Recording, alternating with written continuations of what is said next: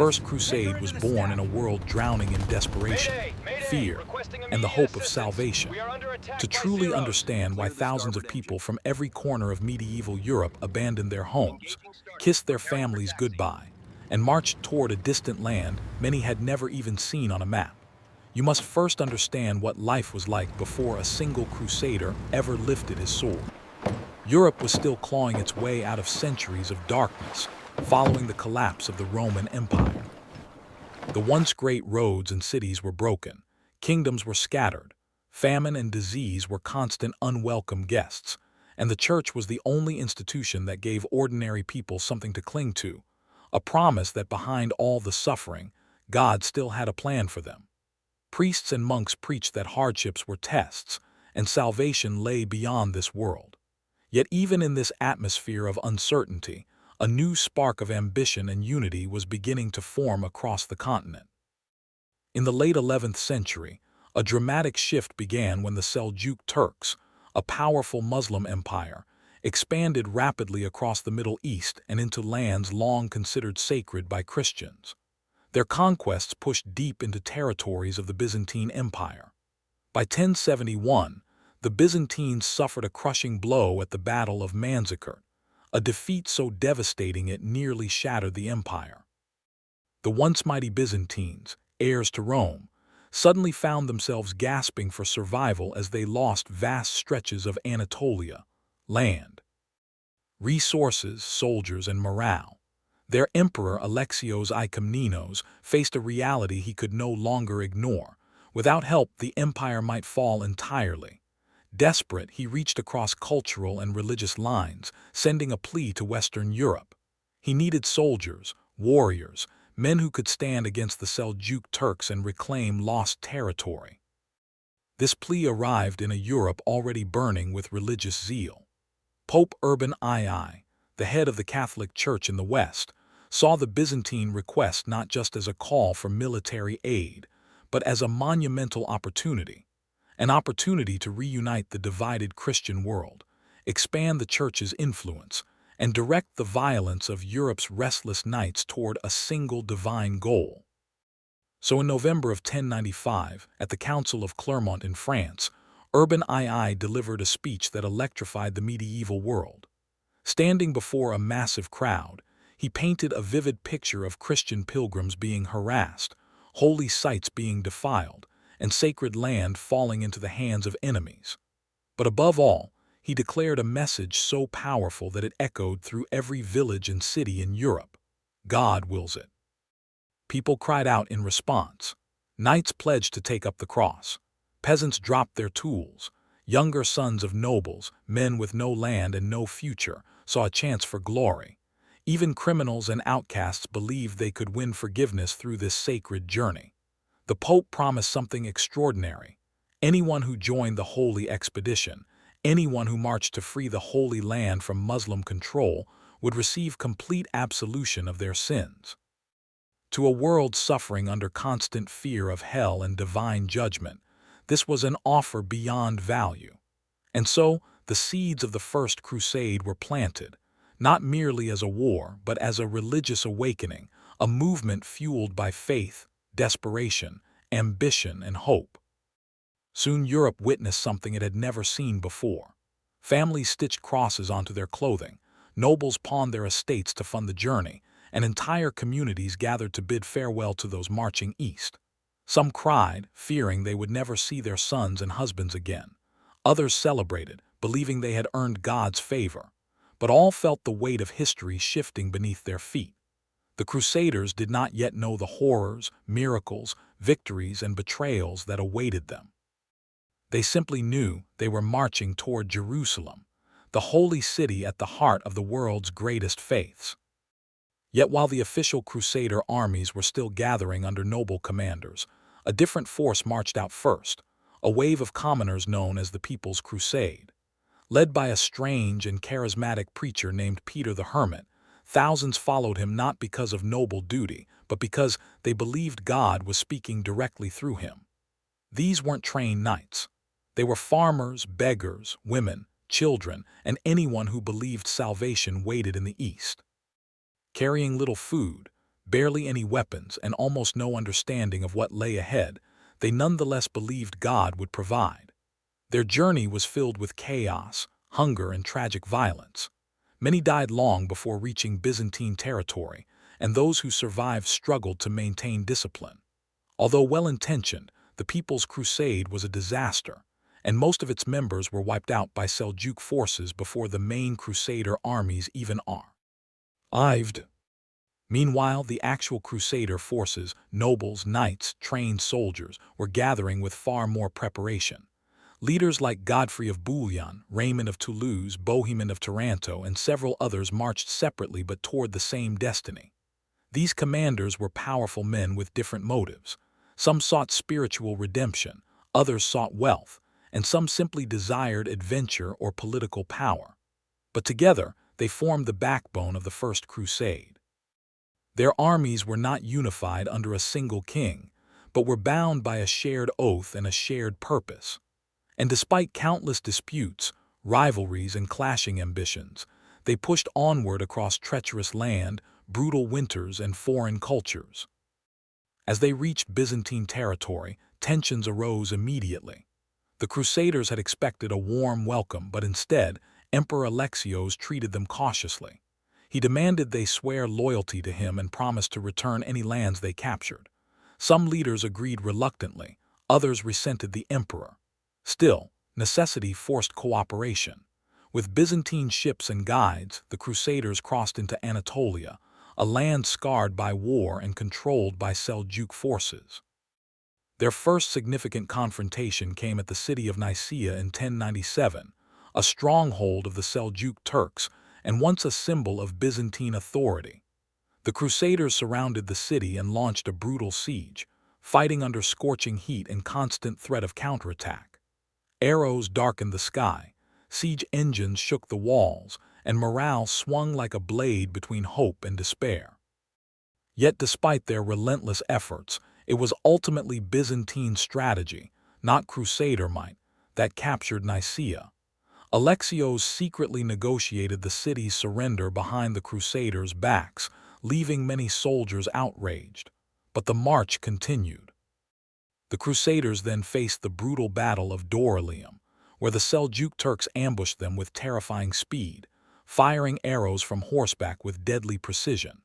At first, the Crusaders were nearly overwhelmed, but through sheer determination and reinforcements arriving just in time, they turned the tide and secured a hard-fought victory. This battle proved something vital.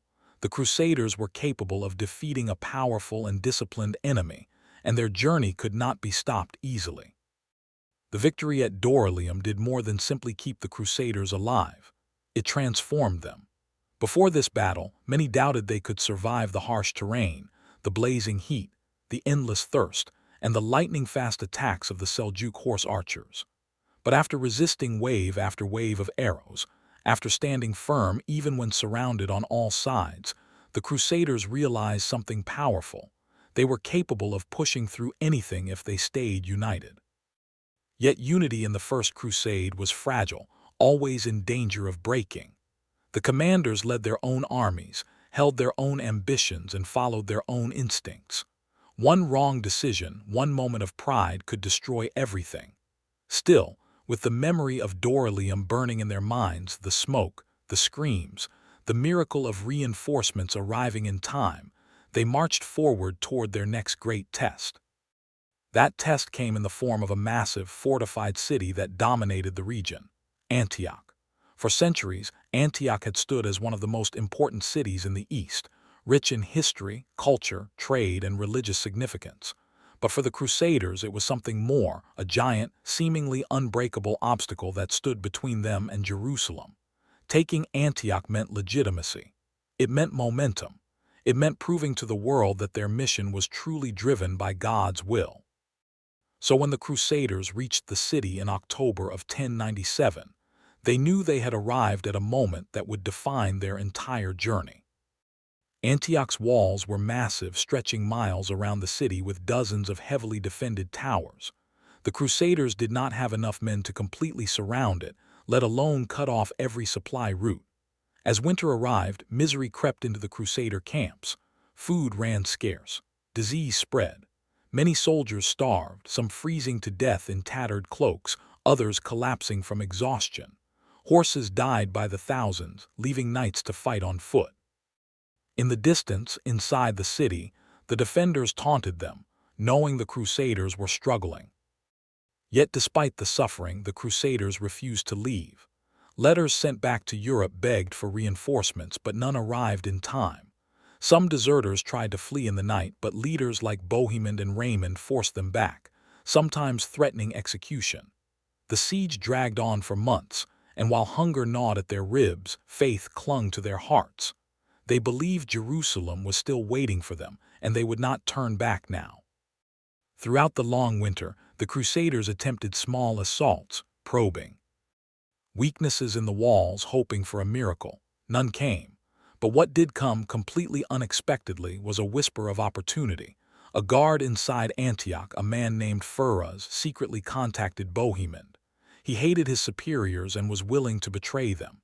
In exchange for protection and payment, he promised to open a gate for the Crusaders. The offer was dangerous. It could be a trap, but Bohemond saw something greater. This was the chance God had finally sent them. On a dark night in June 1098, Bohemond led a group of carefully chosen soldiers to the tower guarded by Furuz. The moon hid behind clouds. The wind carried the scent of smoke and fear. And then slowly, silently, the gate opened. Crusaders rushed inside. They scaled the walls. They unleashed chaos through the streets. Antioch was taken almost in an instant after months of failure. Men cried with joy, thanking God for this miracle. Some believed angels had guided them. But celebration turned to horror almost immediately. For just as they captured the city, a massive Muslim army under Kurbagha of Mosul arrived and surrounded Antioch, trapping the Crusaders inside the very city they had fought so hard to enter. Tables had turned. Now the Crusaders were the ones besieged. Food was gone. Water was scarce. Many soldiers began to lose hope. Some leaders quarreled bitterly, arguing over who should control the city. But amidst despair, something extraordinary happened, something that strengthened the Crusaders, resolve like never before. A priest named Peter Bartholomew claimed to have received a vision from St. Andrew, revealing the location of a sacred relic, the Holy Lance, the very spear that pierced the body of Christ. To desperate men, this vision was more than a story, it was a lifeline from heaven. The Crusaders dug frantically in the cathedral where the relic was said to be hidden. Hours passed. Doubt grew. People whispered that perhaps God had abandoned them. And then from the dirt, the Holy Lance appeared. Believers fell to their knees, tears streaming down their faces. Whether the relic was real or not did not matter, hope had returned. They felt God was with them again. Empowered by faith, the Crusaders prepared for battle. On June 28, 1098, they marched out of Antioch's gates to face Kurbagha's massive army. By all logic, they should have been slaughtered. But what unfolded became one of the most legendary moments of the First Crusade. Chroniclers claim glowing figures, saints mounted on white horses, appeared in the sky, leading the Crusaders into battle. Whether a miracle or a moment of collective belief, the effect was the same. The Crusader army fought with a terrifying intensity, shattering Kurbagha's forces and driving them from the field. Antioch was theirs, but victory came with exhaustion. Many leaders fell ill, supplies were low. Tension between commanders reached new heights. Still, one goal remained shining in their minds: Jerusalem. In January 1099, the march toward Jerusalem began at last. The Crusaders had survived ambushes, starvation, betrayal, illness, and a siege within a siege. Now, with fewer numbers but stronger conviction, they pushed through the harsh landscapes of Syria and Palestine. The sun burned their skin. Water was precious. Every step felt heavier. But when they finally reached a hill overlooking Jerusalem, their hearts shook. For the first time, many saw the holy city with their own eyes. Some dropped to their knees in awe, others wept. After years of suffering, they stood upon the edge of their destiny. Jerusalem, however, would not be taken easily. The city was heavily fortified and defended by the Fatimid Caliphate. The Crusaders, weakened and lacking supplies, faced a daunting challenge, but they had come too far to retreat now.